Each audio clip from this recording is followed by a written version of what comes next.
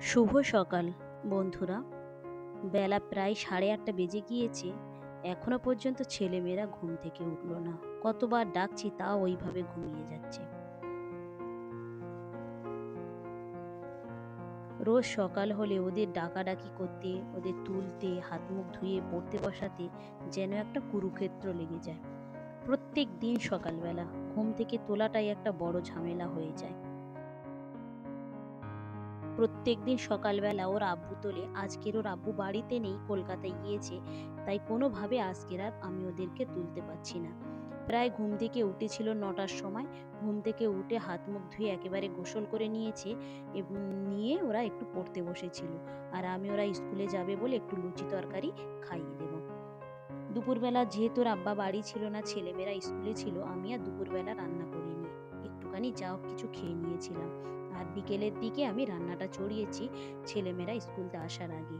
আবার আজকের এই কাপড়ের গাড়ি আসার কথা আছে, দেখি কখন আসে। একেবারে সন্ধ্যার সময় কাপড়ের গাড়িটা ঢুকেছে। এই কাপড়গুলো সব নামিয়ে কারখানা ঘর পর্যন্ত নিয়ে যেতে প্রায় রাত 8:30 থেকে 9টা বেজে গিয়েছিল।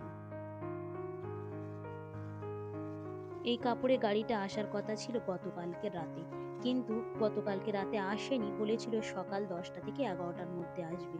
তাও আসতে পারলো না। আজকের এই সন্ধ্যার সময় এসেছে।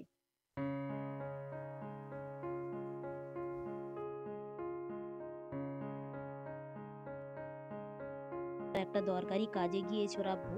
রান্নার কিছুই ছিল না, কয়েকটা এই কুঁদরি ছিল, তাই আমি ছোট ছোট করে কেটে এটাকে ভাজা করছি। আর মনে করছিলাম যে খানিকটা পেঁয়াজি তৈরি করব। আর বাড়িতে যা একটু উচ্ছে আলু আছে সেটাকে ভাজা করে নেব, ব্যাস। তার ভিতর থেকে আবার দেখলাম যে মাংস কিনে পাঠিয়েছে, সেটাওকে একটু রান্না করে নেব। আর দেখছি আসার সময় কয়েকটা সোমপাপড়ি কিনে নিয়ে এসেছে। আগে এই সোমপাপড়ির কৌটোগুলো অনেকটাই বড় ছিল, যতই দিন যাচ্ছে দেখছি যেন ছোট ছোট হয়ে যাচ্ছে। কিছুই ছিল না বলে আমি খানিকটা পেঁয়াজ কুচিয়েছিলাম পেঁয়াজি করব বলে। দেখুন এখন আবার এই মাংস নিয়ে এসেছে, এটা আবার রান্না করব একটু আলু দিয়ে।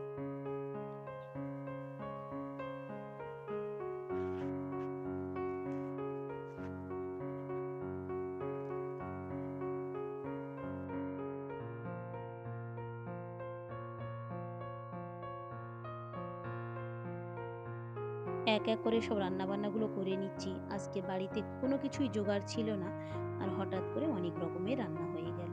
টুকুর টুকুর করে একটু একটু করে অনেক কিছুই রান্না হলো। ভিডিওটা তাহলে এখানেই শেষ করছি।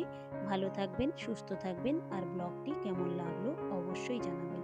ভালো লাগলে একটা সাবস্ক্রাইব করে দেবেন। দেখা হবে পরবর্তী